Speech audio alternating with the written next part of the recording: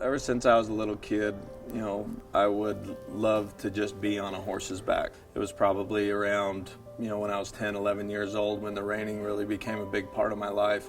Noel Skinner was a humongous part of when I was young.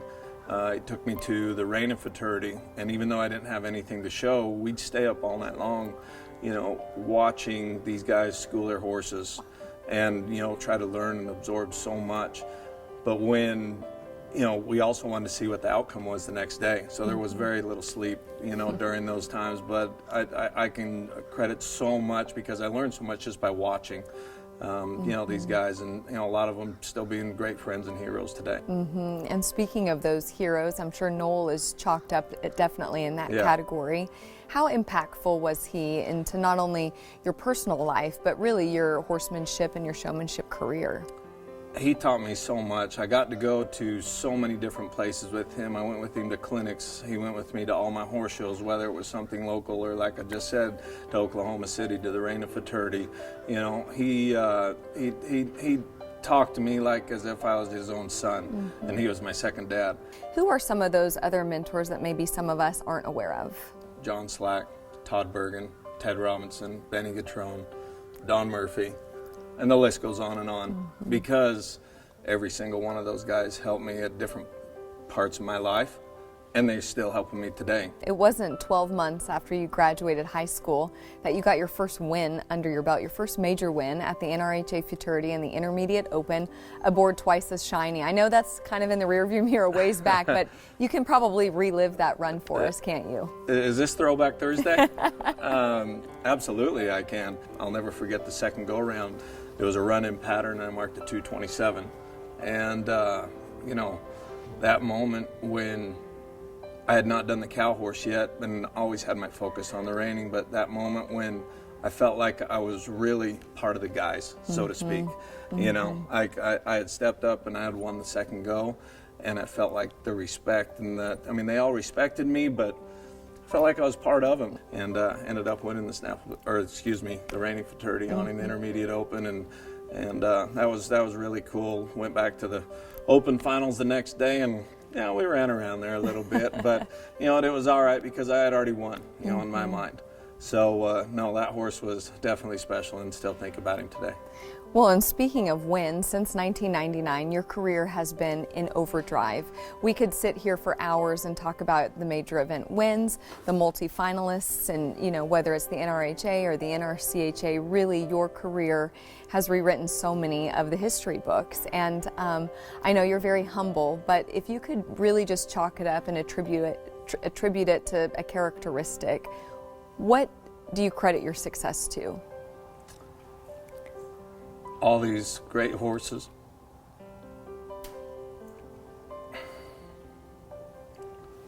The customers that give me the opportunity, the people that stand behind me, and my peers that reach out and help me.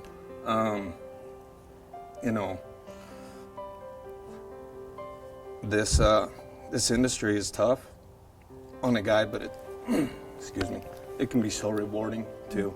There's a lot of ups and downs, but at the end of the day, I get to go home at night, be with my family.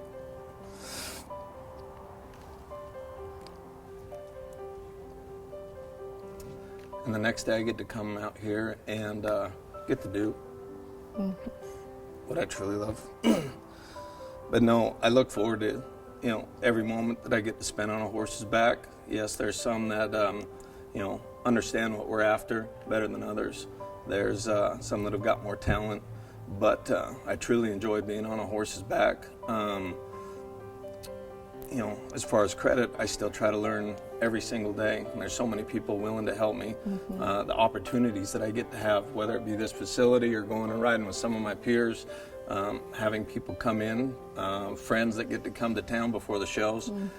I look forward to all that. It excites me, and just being around and being, getting the gift I've got is I get to do what I love every single day. Horses have such a special bond for humans. Very much. And I think that you're the epitome of that, and the stories that you share are truly such a testament and example of the bond that people have with horses. They are such special animals. Yes, yeah. I mean, we ask so much of them, you know, and when I step into the ring with each one, you know, we got to be a team. We got to be on the same level. She has got to understand where I'm going, what I'm thinking, and then also, you know, I know where I can place them or what I can ask of them. It's going to be the moment, the feel, the rhythm, you know, what they're thinking. It changes constantly, and you know, the only way you can truly grasp a hold of that is spending time on their back. Well, you mentioned Kristen. She's your better half, and Yes. I know that she is such a huge support for you in and out of the arena. Sharing special moments with her all throughout your career, not to mention your children, has to be pretty special. Oh yeah, I mean, when people talk about their wives, you know, they say, you know, this is my best friend. He did it again. That girl, she deserves a very special award. Because she makes me mad a lot, especially since we're talking about horses and in the show pen, because she'll be the first one to tell me when I come out what I could have done better. And I get mad at her 99% of the time. You know, when I felt like, you know, I've been working on something that finally came together, and she said, yeah, sorry, that just wasn't good enough. And but not only in the show pen, but, you know, at home, doing such an amazing job raising our children, making sure that, you know, our business stays moving forward, and we're always, you know, doing the best we can, and you know, creating great pictures wherever we go. And so, yeah, you can't say enough great things about Kristen. From 2012 to 2023, you've truly rewritten so many history books and records in those books. 4-time Snafflebit Futurity Open champion, 3-time World's Greatest Horseman champion, surpassing $3 million in earnings, not to mention Run for a Million cow horse champion just last year in Las Vegas. This is what dreams are made of. If someone wins one of these major events, they may chalk it up and say, I'm going to retire, but you're just in the driver's seat. You're still going forward with all of these wins. What would the younger Corey, fresh out of high school, say to all this? Well, what I would tell him is silence is golden, okay? And what I mean by saying that is, you know, you can ask all the different questions that you want to. How can I make my horse spin faster? How can he go down the fence better? How can he cut better? But sometimes just sitting back and watching and making it your own. Of course, ask a question, but, you know, not asking so much that maybe you can learn more just by watching. The late nights in the practice pen, the early mornings, you know, maybe not even watching, you know, the professional, but hearing what the professional is saying to the non-pro. How can I do my job better, you know, when I'm giving a lesson? You know, all that stuff builds up into, you know, who I am today, who I want to be. I'm always striving to get better. So, yeah, all that, but, you know, like I learned so much by just sitting and watching. And so humble of you, with all of your accolades, everything that you've won, you still are wanting to get better and lean on your peers and your mentors. Do you think that sets you apart from others? Well, I hope they keep talking to me. No, I take a lot of pride in, you know, me being on a horse's back.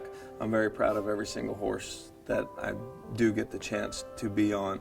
However, you know, not every horse is the same. You know, they're all their own individual.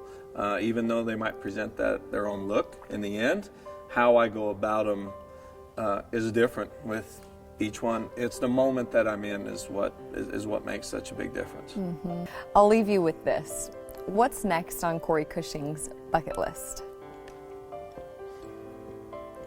If I had to say that there's one thing on my bucket list, I have not won the Hackamore Classic in the NRCHA. That is the only major event that I have not won. So moving forward, that's one thing that, you know, it would be such an honor to, you know, have under my belt, and something that I'm going to put a lot of focus into. I was fortunate enough to ride with who I consider the master of the hackamore, which is Benny Gatrone, and he left me with a lot of his hackamores that I've got in my tack room. And so making sure that I take the time to ride that horse in the hackamore, because it is such an art, and it does, not only does it require a lot of luck, the right day, the cattle, all the things that we see every single time we go to a premier event, but it's the time spent in the hackamore to make that true hackamore horse. So that'd be the next thing on my bucket list. But I'm blessed in what I get to do every single day. I look forward to, only striving to get better, going to all these great events that are being put on, and excited to get on my horse tomorrow. Well, Corey, thank you so much. You have so many fans that are cheering for you, and we'll be watching at the Hackamore Classic and in years to come, and best of luck to you, to the American Performance Horsemen too. It's been an honor to sit down with you today. Thank you for your time. It's been an honor.